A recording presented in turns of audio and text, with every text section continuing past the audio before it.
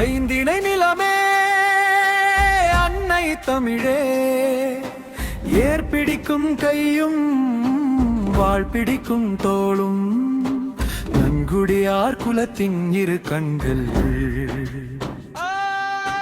மலையென நிமிரும் குறிஞ்சி வீரம், காடு காத்த முல்லை பாசம், எல்லை கோட்டில் இமயமாய் நிற்கும் ராணுவ சிங்கம் எம் குடிமகனே. நெருப்பில் வார்த்த நரம்புகள் இவன் கையில் ஏந்திய ஆயுத மரத்தின் வழியே, பெற்றோர் சொல்லே வேதம் இவன் சுற்றம் காக்கும் குலத்தின் தீபம்.